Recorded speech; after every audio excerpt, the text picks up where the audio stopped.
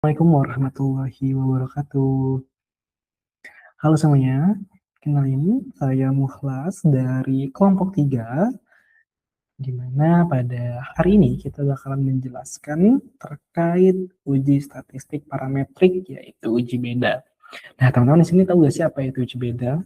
Uji beda adalah metode analisis statistika yang digunakan untuk membandingkan rata-rata atau proporsi dua kelompok data ataupun lebih.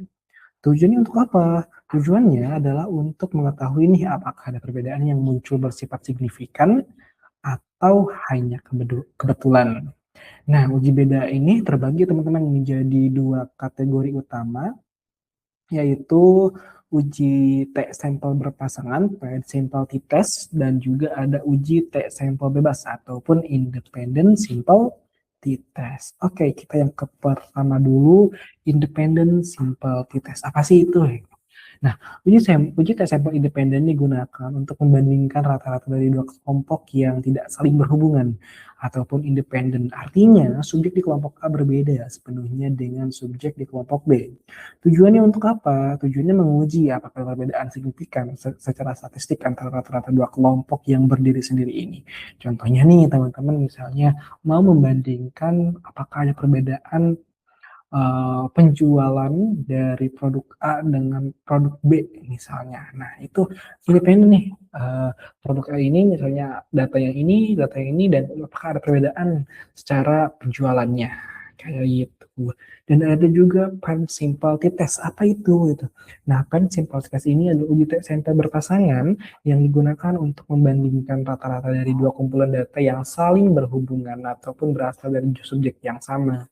Tujuannya untuk apa? Biasanya digunakan dalam desain penelitian sebelum dan sesudah pretest dan posttest. Contohnya nih, tadi kan kalau misalnya kita ngitung perbedaan produk penjualnya, kalau kayak gini, misalnya kita mau menguji apakah ada perbedaan produk yang sama setelah kita memberikan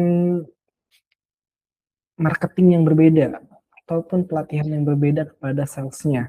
Nah, kita bakalan ngelihat dulu nih pretestnya penjual itu seperti apa, terus salesnya diberikan pelatihan, apakah setelah sales diberikan pelatihan, post-testnya itu hasilnya kita ambil lagi. Nah, kita ujilah apakah ada perbedaan atau enggaknya antara pretest dan post-test ini, seperti itu. Nah, aturan keputusan di uji beda ini juga ada, teman-teman. Jadi kita nggak sembarangan mengambil keputusan dari uji beda ini. Yang pertama itu ada dalam statistik, khususnya menggunakan SPSS, pengambilan keputusan didasarkan pada nilai sigtotal dengan tingkat signifikansi standar A 0,05% atau 10%. Sebenarnya ada yang 1%, ada yang 10%. Tapi kita menggunakannya yang 5%, teman-teman. Nah, yang pertama, jika nggak signifikan total kurang dari 0,05, maka H0 ditolak. Artinya terdapat perbedaan yang signifikan antara rata-rata kedua kelompok. Dan yang kedua, jika nilai signifikan atau totalnya lebih dari 0,05, maka H0-nya diterima. Artinya tidak ada perbedaan yang signifikan antara rata-rata kedua kelompok. Jadi kalau misalnya nih kan kita maunya itu ada perbedaan, maka hak satunya yang diterima. Tetapi ketika tidak ada perbedaan dari kedua data yang kita uji, itu berarti hak nolnya yang diterima, seperti itu. Nah, kita bakalan langsung analisis ataupun sebuah kasus, teman-teman. Sini saya sudah punya sebuah kasusnya, yaitu sebentar. Oke, udah kelihatan ya. Di sini kasusnya yaitu, oke, ya udah. Peneliti ini bertujuan untuk mengetahui apakah terdapat perbedaan yang signifikan pada tingkat literasi keuangan antara mahasiswa program studi akuntansi dengan mahasiswa program studi non-akuntansi. Diasumsikan bahwa latar belakang pendidikan formal mempengaruhi pemahaman manajemen keuangan pribadi. Jadi kita bisa lihat bahwa ternyata yang kita ambil ini adalah independen simplifitas karena ada perbedaan dari datanya, itu ada mahasiswa program studi akuntansi dan program non akuntansi. Oke, ini datanya, teman-teman. Data variabel X-nya program studi akuntansi 1 dan 2 non akuntansi, variabel Y skala keuangan 0 sampai 100.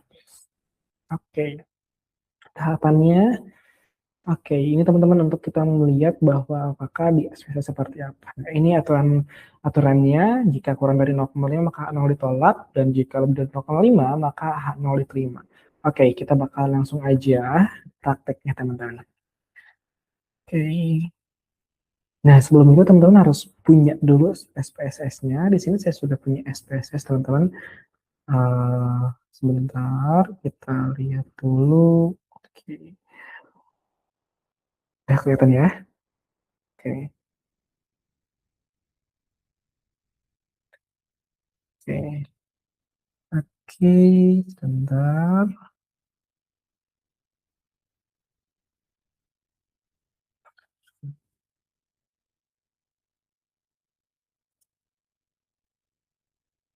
Oke, nah di sini tadi kan kita mau menghitung antara mahasiswa akuntansi dan juga non akuntansi terkait literasi keuangan. Kita masukin datanya teman-teman. Oke, sebelum ke data, kita harus tahu dulu nih variable view-nya seperti apa. Nah, tadi ada skor literasi dan juga programnya. Oke, di sini kelompok aja teman-teman, di kelompok akuntansi dan juga kelompok non akuntansi. Bahwa di sini kita 0 dan terima juga. Terus labelnya apa? Labelnya di sini adalah oke, nah untuk labelnya ya teman-teman berbeda antara label satu dengan label yang kedua. Di sini adalah program program studi, oke. Dan yang kedua skor literasi keuangan.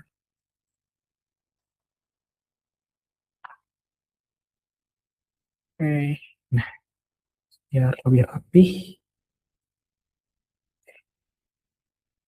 lihatin juga. Oke.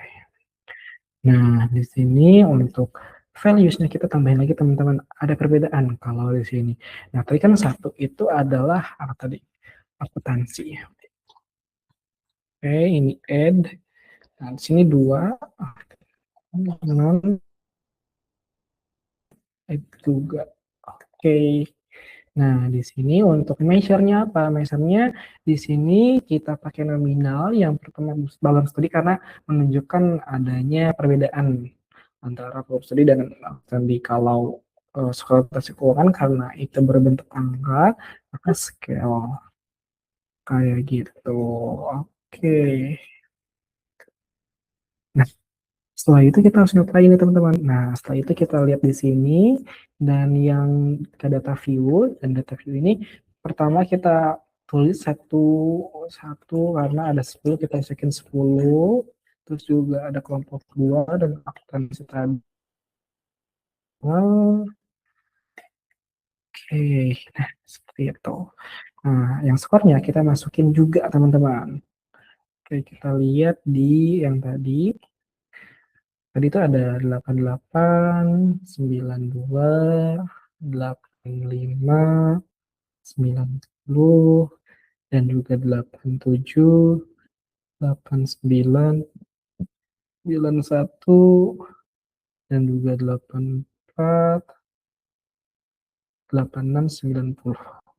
Oke, nah ini yang program akuntansi. Yang program akuntansi itu 70, 75, 68, 72, 74, 71, 69, 73, 70, dan juga 72. Ini adalah data dari hasil penelitian kita yang ambil dari jumlah data 20. Setelah itu kita harus ngapain teman-teman? Nah, setelah itu teman-teman pilih analisis. Di sini teman-teman pilih yang compare means, terus juga independent simple t-test. Oke. Nah, yang program study itu masukin ke skor literasi, masukin ke tes variabel, dan program studi masukin ke grouping variabel. Nah, yang di sini klik yang define program satu, per group satu, group dua dua, continue. Langsung oke aja. Kita tunggu dan hasilnya ini. Oke, wait. Hasilnya kayaknya nggak kelihatan, sebentar. Kita present something else. Oke, nah ini. Nah, ini adalah hasilnya teman-teman, udah kelihatan ya. Oke, kita cek dulu takut nggak kelihatan. Nah, ini udah ada. Di sini teman-teman bisa lihat minnya itu yang pertama akuntansi itu 8,820 dan non akuntansi 71,240. Dan standar deviasi 2,658 dan non akuntansi 2,221. Dan nilai signifikansi totalnya itu 0,000. Sebenarnya ini ada angkanya, tapi mungkin biar lebih kecil, jadi di SPSS ini di 00. Artinya apa? Oke, sebelum kita ke kesimpulan, di sini terhitungnya itu ada 15,336 dan DF-nya 18. Oke. Nah, kita bakal langsung ke kesimpulan. Kesimpulannya apa? Oke, nah kesimpulannya yaitu berarti ada perbedaan nih. Kenapa? Karena bisa dilihat teman-teman, yang tadi adalah 0,0, maka lebih kecil dari 0,05. Artinya, maka H0 ditolak, H1 yang diterima. Artinya terdapat perbedaan yang signifikan antara rata-rata kedua kelompok. Berdasarkan hasil analisis dapat ditarik kesimpulan bahwa bahwa hipotesis terbukti dan ini berhasil membuktikan adanya perbedaan yang signifikan antara literasi keuangan mahasiswa akuntansi dan juga non akuntansi. Pendidikan sebagai faktor penentu. Asumsi awal Anda benar, latar belakang pendidikan formal memberikan pengaruh nyata. Kurikulum pada program studi akuntansi secara efektif berkali mahasiswa dengan pemahaman manajemen keuangan pribadi yang lebih baik dibandingkan program studi di luar bidang keuangan. Jadi, siswa akuntansi memiliki keunggulan literasi yang konsisten dan kemungkinan besar didorong oleh paparan materi perkuliahan yang relevan dengan pengelolaan finansial. Oke, nah itu adalah untuk tutorial bagaimana ketika kita menggunakan SPSS. Oke, sebentar. SPSS dalam melakukan uji beda. Sehingga teman-teman ketika misalnya nanti disuruh oleh dosen ataupun oleh misalnya ada data dari penelitian skripsi ataupun penelitian ilmiah bisa menggunakan uji beda ini sebagai referensi. Ternyata ketika menggunakan SPS ini seperti itu. Dan mungkin hanya itu yang bisa saya sampaikan terkait uji beda ini. Semoga tutorial ini bisa membantu teman-teman dalam menyelesaikan tugasnya ketika mendapatkan tugas hipotesis uji beda ini. Terima kasih. Wassalamualaikum warahmatullahi wabarakatuh.